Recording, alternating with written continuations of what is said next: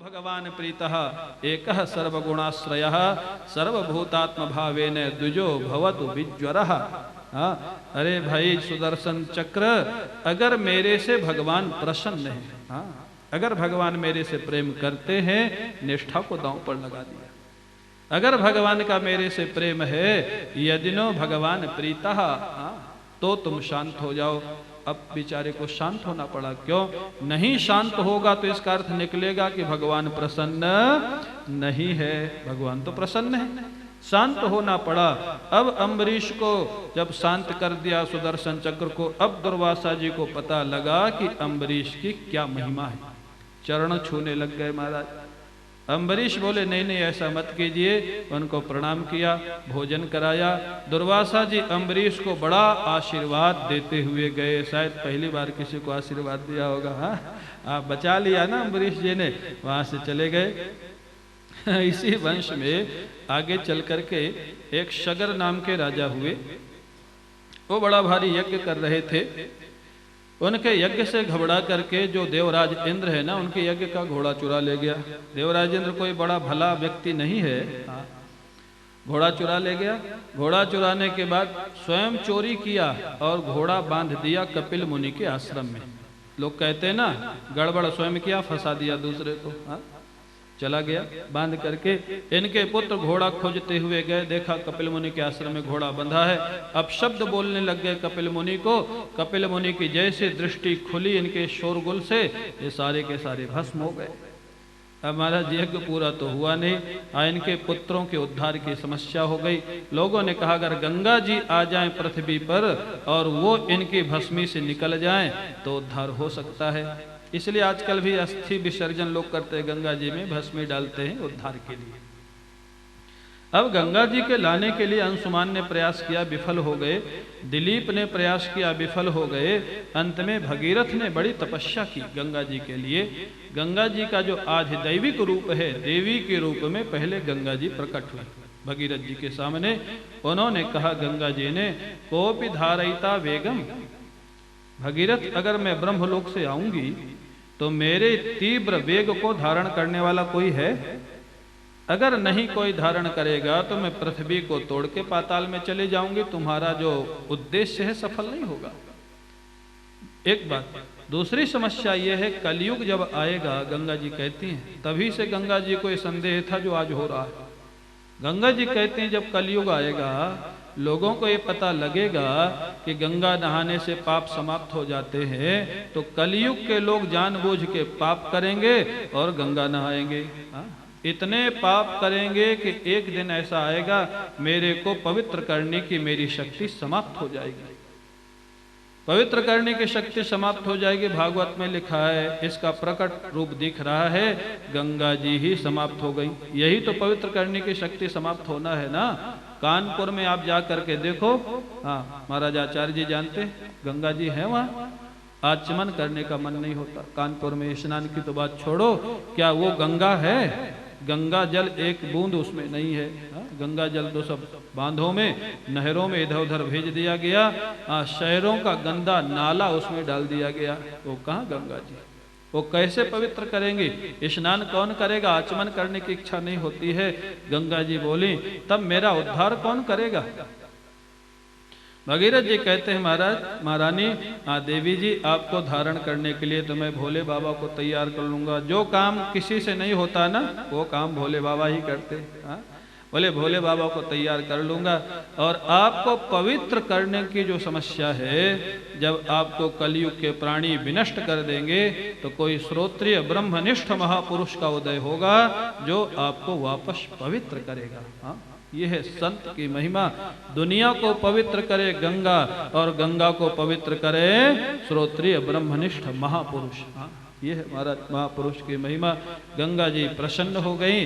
ओ महाराज ब्रह्मलोक से निकली, भगवान शंकर ने अपने जटाओं में धारण कर लिया। उसके बाद गोमुख, गंगोत्री, उत्तरकाशी, ऋषि के हरिद्वार होती हुई गंगा सागर पहुंच गई।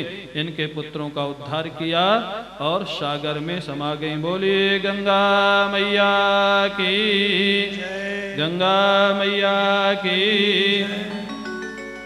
इसी वंश में आगे चल करके खट्वांग हुए, रघु हुए, महाराज अज हुए, और अज के पुत्र महाराज दशरथ हुए। दशरथ जी, हाँ, दशरथ जी को महाराज चौथापन आ गया। चौथापन जानते हो, 75 के बाद की अवस्था। हाँ? तब तक कोई संतान नहीं हुई दशरथ जी को। भगवान बड़े लीलाधारी, पिछले जन्म में ही वरदान दे दिया था स्वयंभू मनु शतरूपा को कि मैं तुम्हारा पुत्र बन के आऊंगा। जब वरदान दे ही दिया था तो समय से पहले ही आ जाते, समय से तो और आनंद होता नहीं। भगवान का स्वभाव है थोड़ी पिपासा बढ़ाने का, हाँ, प्यास बढ़ाने का, क्योंकि जब प्यास बढ़ती है फिर पानी मिलता है तो उसका आनंद ज्यादा आता है। हाँ? भक्त का आनंद बढ़ाने के लिए महाराज चौथापन आ गया। गोस्वामी जी महाराज ने लिखा है, एक बार भूपति मन माही, भई गलानि मोरे सुत नाही। निज दुख सुख सब गुरु ही सुनायो, कहि वशिष्ठ बहुविधि समुझायो। धरहु धीर होई हहि सुत चारी, त्रिभुवन विदित भगत भयहारी। वशिष्ठ जी के यहाँ जाते हैं महाराज दशरथ। महाराज इतनी अवस्था बीत गई, कोई संतान नहीं है, कुछ तो उपाय करिए। वशिष्ठ जी ने कहा धैर्य धारण करिए महाराज, एक नहीं 4 संतान होगी, सारे त्रिलोकी में आपका यश विस्तार करेगी, भक्तों को महाराज आनंद देगी। ये महाराज भगवान श्री राम, उन्होंने कहा जल्दी करिए। पुत्रेष्टि याग कराया महाराज वशिष्ठ जी ने श्रृंगी ऋषि को बुला करके। जो वहां से प्रसाद मिला, दशरथ जी ने उसका आधा हिस्सा कौशल्या जी को दे दिया, आधे के 2 हिस्से किए 1 हिस्सा कैकेयी जी को दे दिया, 1/4 जो बचा उसके 2 हिस्से कैकेयी और कौशल्या ने सुमित्रा जी को दे दिए। अंशों के सहित भगवान गर्भ में आ जाते हैं। साक्षात परब्रह्म परमात्मा कौशल्या माँ के गर्भ में, शेषावतार जो भगवान है वो महाराज सुमित्रा के गर्भ में, और सुदर्शन चक्र के अवतार हैं शत्रुघ्न, वो भी माँ सुमित्रा के गर्भ में, और शंख के अवतार हैं भरतलाल जी, वो महाराज कैकेयी के महाराज गर्भ में। अंशों के सहित भगवान प्रवेश कर जाते हैं। देवता लोगों के ऊपर बड़ी आपत्ति थी, रावण, कुंभकर्ण, मेघनाद, सब देवताओं के ऊपर बड़ी महाराज आपत्ति पड़ी हुई थी, बड़ा सताते थे, बड़ा परेशान करते थे। देवताओं ने भगवान की स्तुति की, जय जय सुरनायक जन सुखदायक प्रणत पाल भगवंता। भगवान ने आकाशवाणी कर दी, घबराओ नहीं देवताओं, मैं अंशों के सहित अवतार लेकर के आने वाला हूँ। देवता लोग स्तुति करके गए ही थे। सुंदर सुअवसर आ रहा है धीरे धीरे। चैत्र का महीना आ गया, शुक्ल पक्ष आ गया, और महाराज नवमी तिथि आ गई। नवमी तिथि को ज्योतिष में रिक्ता तिथि बोलते हैं। रिक्ता, चतुर्थी, नवमी और चतुर्दशी, ये रिक्ता तिथि। रिक्ता माने खाली, कोई अच्छा काम रिक्ता तिथि में प्रारंभ नहीं किया जाता है, लेकिन भगवान नवमी तिथि में ही आए, रिक्ता तिथि में। बोले क्यों? बोले भगवान कह रहे हैं कि जहाँ खालीपन होगा वहीं तो मेरा निवास होगा ना। जिसका हृदय ही खाली नहीं है तो मैं आऊंगा कैसे? जब हृदय खाली होगा तभी भगवान आएंगे, इसलिए रिक्ता तिथि में। और महाराज दिन के समय धीरे धीरे 12 बजने वाले थे। अभी क्या बजने वाला है? यही समय होने वाला था, ठीक महाराज। दिन के 12 बजने वाले थे। देवता लोग स्तुति करके गए थे, क्यों? राजा धीराज है ना, जो राजा धीराज है वो दिन के 12 बजे आएंगे, और जो रात्रि के 12 बजे कौन आएंगे? जो दिन में चलते हैं वो राजा धीराज, और जो रात्रि में घूमते हैं वो इन्होंने एक शब्द और आगे बढ़ा दिया स्वामी जी ने, बोले तस्कर चोर। तो महाराज रात्रि के 12 बजे, ये दिन के 12 बजे और रात्रि के 12 बजे, दिन के 12 बज रहे थे। सबको आनंदित करते हुए, देखो एक ही परमात्मा है, दोनों की अलग अलग विलक्षण लीलाएं, एक मर्यादा पुरुषोत्तम, एक लीला पुरुषोत्तम। एक अगर कभी झूठ नहीं बोले तो एक ने झूठ से ही बोलना प्रारंभ किया। विलक्षण है दोनों, आप दोनों की कथाएं सुनेंगे, अगर दोनों का मिलान करेंगे बड़ी विलक्षण है। दोनों एक ही अवतार, अलग अलग अभिनय है। दिन के 12 बज रहे थे, चैत्र महीना, शुक्ल पक्ष, नवमी तिथि, भौमवार। महाराज सबको प्रसन्न करते हुए कौशल्या माँ के गर्भ से अखिल ब्रह्मांड नायक प्रभु चतुर्भुज रूप में प्रकट हो जाते हैं। बोलिए भक्तवत्सल भगवान की जय, भक्तवत्सल भगवान की जय, भक्तवत्सल भगवान की जय। आप सभी लोग साथ में गाएंगे, भय प्रकट कर पाला। आपको याद ही होगा, मेरे को ऐसा भरोसा है, सब लोग साथ में गाएंगे।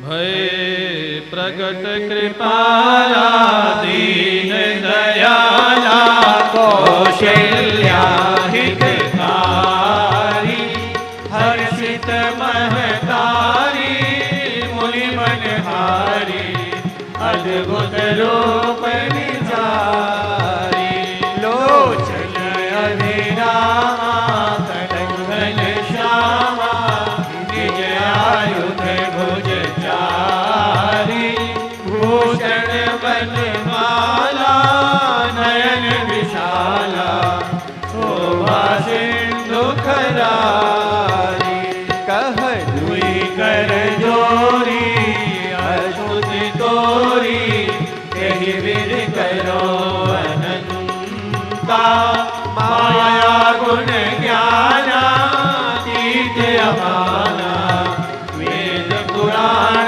बनंता, करुणा सुख सागर सगुण आगर, गावहि स्तुति संता, तो मम हित लागी जय मुरारी, भयउ प्रगट श्रीकंता, ब्रह्मांड निकाया निर्मित माया, रोम रोम प्रतिवेद कहे, मम उर सोवासी यह उपरासी, सुनत धीर मति धीर न रहे, उपजा जब ज्ञाना प्रभु मुस्काना, चरित बहुत विध कीन चहे, कहीं कथा सुहाई मात बुझाई, यही प्रकार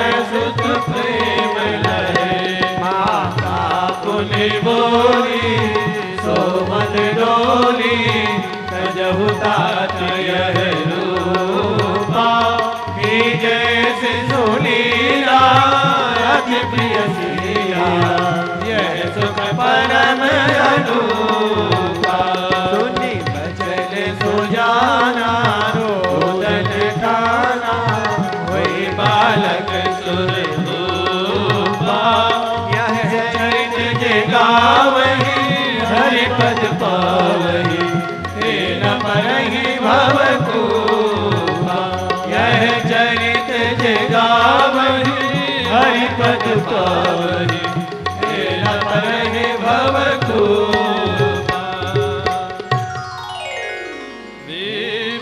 विप्रधेनु सुर संत हित, लीन मनुज अवतार, निज इच्छा निर्मित तनो, माया गुण गोपाल। बोलिए कौशल्या नंदन भगवान की जय, दशरथ नंदन भगवान की जय। इस प्रकार से भगवान का प्राकट्य हुआ। माँ कौशल्या ने जब प्रार्थना की, चतुर्भुज रूप छिपा दीजिए, 2 भुज रूप में प्रकट हो जाइए, जैसे प्रार्थना की बोले रोदन ठाना, गोस्वामी जी ने लिख दिया, इतना रोना प्रारंभ किया दो भुज बालक बन करके, बोले इतना रोए कि दशरथ जी बाहर बैठे थे वहां तक, हाँ, बालक के रोने की आवाज पहुंच गई।